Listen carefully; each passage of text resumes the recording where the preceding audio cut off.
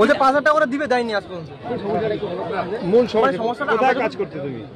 আমি কাজ করতাম হায়দ্রাবাদে, ঠিক আছে, হায়দ্রাবাদে মিয়াপুর, ঠিক আছে, HMD রোড স্বর্ণপুরি, মানে আরবান রাইস কোম্পানিতে, মানে লেবারই কাজ করতাম, ঠিক আছে। ওখানে কাজ করতাম যখন, তখন আমাকে বলেছিল যে মানে ওখানে থেকে মানে পুলিশ, যখন আমরা রবিবারে যেতাম পুলিশ লাঠিটা মানে অন্যরকম করতাম, যখন বাংলা ভাষায় কথা বলতাম অন্য একটা কথা বলতো, ঠিক আছে, মানে একটু মানে অন্য নজরে দেখতো আমাদেরকে, ঠিক আছে, মানে তিক্ত নজরে। তারপরে আমরা যখন আসলাম, ঠিক আছে, মানে পরে শুনলাম যে মমতা বন্দ্যোপাধ্যায় ভাতা দিবে, হ্যান দিবে, পরে তো বাড়ির লোকও বলছে হ্যাঁ চলে যায় হ্যান তেন, পরে এখন তো আসলাম কিছুই হলো। আমি 1.5 মাস আগে যে উদয়নপুর ওই ধূপগুড়ি গেছিল না, তখন ওনাকে চিল্লায় বলছিলাম, ঠিক আছে, পরে ওনার পাশে একজন ব্যক্তি ছিল, তো ব্যক্তিরা বললো যে মানে তুমি ওর সাথে কথা বলো, ওই ব্যক্তিটা পাঠালো, কিছুই হইল না। আমার নাম বিশঙ্কর দাস, আমার বাড়ি মাদারিহাট। এই বার্তাটা তুলে ধরার জন্য আজকে এখানে এসেছিলে? আমি শুধু না, অনেক যুবক এখানে আসছে, মানে উত্তরবঙ্গে কোনো রোজগারই নাই ছেলেদের, ভাতা দিচ্ছে, ঠিক আছে, ভাতা দিয়ে দেশ এখন না, সোজা কথা, ভাতার ভাতা দিয়ে দেশটা এখন না কোনো কিছু।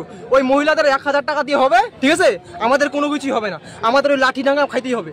হায়দ্রাবাদে গেলে ওখানে লাঠির বাড়ি খেতে হয়, কলকাতায় গেলে ওখানে বলে উত্তর বাংলা তোরা ভিখারি, ওই উত্তর বাংলা ভিখারি বলে আমাদের লাঠি ডাঙ্গা মারে, যেখানে যাই সেখানে মারে। এখানে তো কাজই নাই, কি করবো? এখানে বাড়ির লোক বলে বসে আছিস, কি আছিস, বা এখানে বাড়ির লোক উল্টা পাল্টা কথা বলে, আর বাইরে গেলে রোজগার নাই। হায়দ্রাবাদে গেলে বলে বাংলাদেশি, বা গুজরাটে গেলে বলে বাংলাদেশি, আর কলকাতায় গেলে উত্তর বাংলা ভিখারি। তো কই যাবো আমরা এখন? এইখানেও তো রোজগার নাই, কই যাবো আমরা?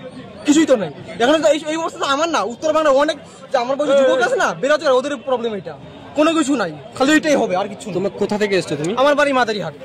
আচ্ছা, আমি তো এসেছিলাম 5,000 ভাতার জন্য, হইল না।